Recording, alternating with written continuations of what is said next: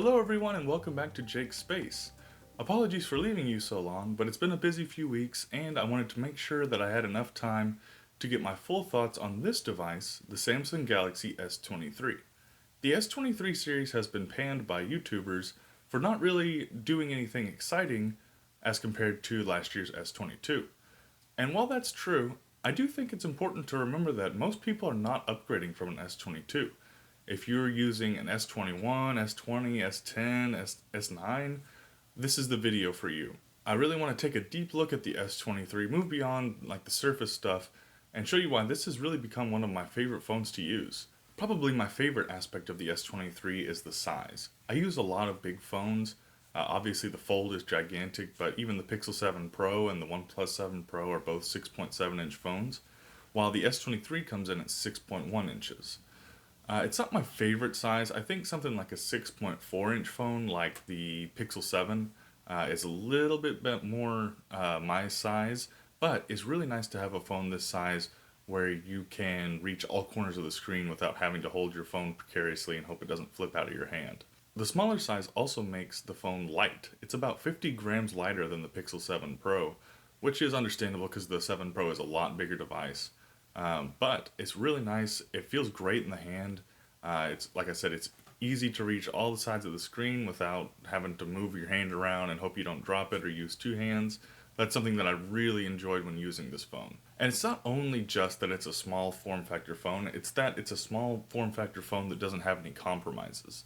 It's a true flagship device. It's got the best processor in the world, great cameras, great software. Like, it's not something like the Pixel 6a is really the only other phone that's this size in the Android world, and it's a great phone, but it's not a flagship.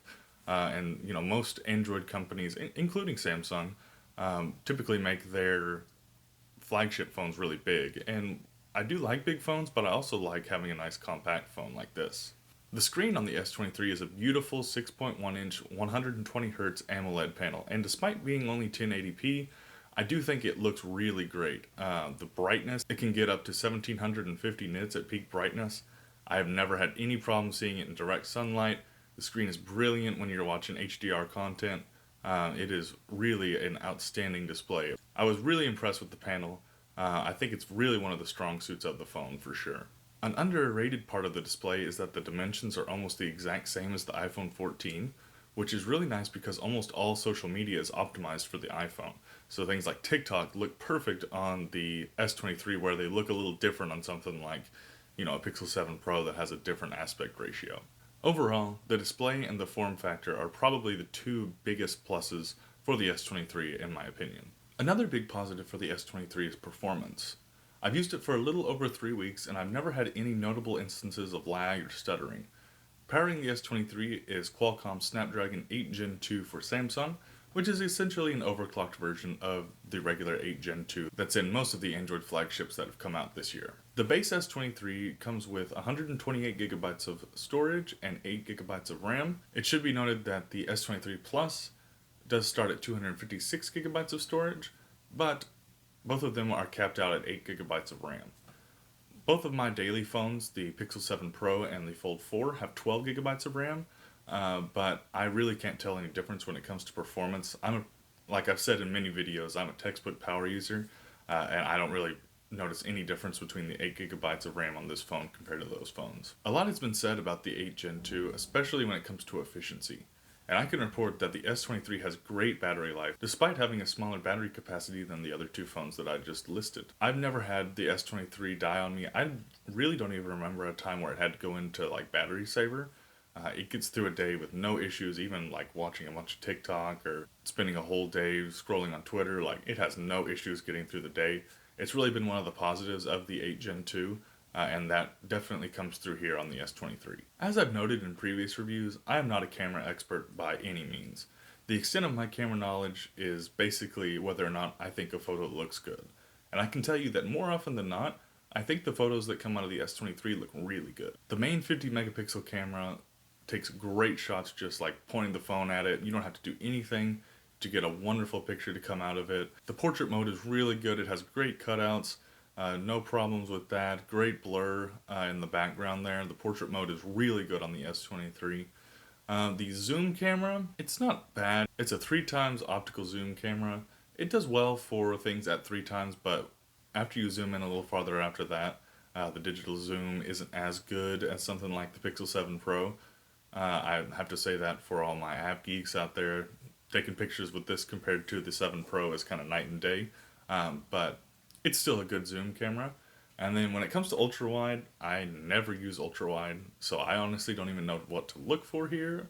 But here's an ultra wide picture to give you a little idea of what it's like. Video is great on the S23, and as a little surprise, you've been watching video from the S23 this whole time, at least when it comes to shots of me. I figured this was a great way to show off the capabilities of the S23. It does have the capability to shoot up to 8K. Right now, you're watching 4K 30, and I think it does a really good job at that resolution. Obviously, if you're looking for the absolute best cameras on a Samsung, the S23 Ultra is going to be the phone for you. But that phone is also gigantic and super expensive, so the cameras absolutely don't hold the S23 back. They're still really great. I don't think you can make a video about the S23 series without talking about the great software experience that comes with One UI 5.1. For years, I avoided Samsung phones like the plague, going instead for phones from OnePlus and Google because of the experience I had with TouchWiz on my Galaxy S6 Edge, which was just terrible. Like I said, the last slab phone that I used from Samsung was the S21 Plus. At that point, I guess that would probably be One UI 3, maybe One UI 4 by the end of the time I had it. And it was good, but One UI 5 is absolutely fantastic. There are no bloatware issues. I know there's been this publicized thing about the system storage, but I don't really want to get into that. But basically, it's not a big deal. But when it comes to the actual software experience and using the phone, it's so smooth. It's definitely better than OnePlus is now. It's really come a long way. I love the integration with my other devices. So like on a typical day, I'm carrying the S23, the Fold 4, and my Tab S8. And just like using the Galaxy Buds 2 Pro, switching between the devices with no issues has really been a great experience. I really can't believe how far Samsung has come from when I had that S6 Edge. It is a wonderful software experience, at least on par with the Pixel. Maybe a little better. That's kind of a preference thing. I like some of the extra tools that come with the Samsung software, but I wanted to make sure that we shouted out the software experience because it has been outstanding and so much better than it was in the past. Now, there are some drawbacks to the base S23 compared to the other members of its family. Like I said earlier, the S23 Plus and the S23 Ultra start at 256 gigabytes of storage, where the S23 starts at 128. This isn't a huge deal for me. I don't use all that much storage because I have everything in the cloud, but I know for some people this is a big deal. So I would just get an upgraded storage S23 over the S23 Plus if that's the only thing that would make you pick the S23 Plus, but it is something to think about. Obviously, the S23 doesn't have the S Pen like the S23 Ultra does. If that's something that's really important to you, you probably are already thinking about getting an Ultra, not an S23. One thing that is kind of a big deal, at least to me, the S23 only offers 25 watt charging, where the S23 Plus and S23 Ultra can go up to 45 watts. Not the biggest deal in the world. It still charges pretty quick in my experience, but I wish there was some parity there. I understand that they have to differentiate the products for sure, but it would be nice if you could get that fast charging on the S23 as well. All that being said, these drawbacks are pretty minor.